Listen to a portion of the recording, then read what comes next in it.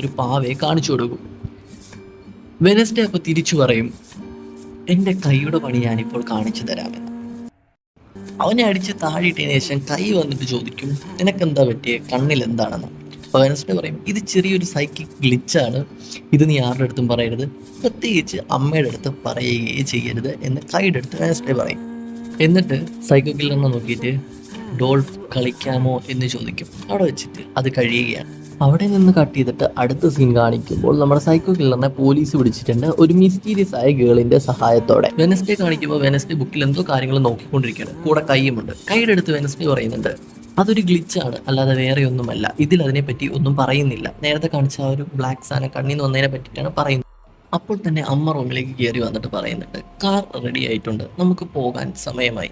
ഈ ഒരു വെക്കേഷനിൽ ഞാൻ നിന്റെ കൂടെ ഇരിക്കണമെന്ന് ഒരുപാട് ആഗ്രഹിച്ചതാണ്, പക്ഷെ ഇനി ഒരു 5 മിനിറ്റ് പോലും എൻ്റെ അടുത്ത് സംസാരിച്ചിട്ടില്ല.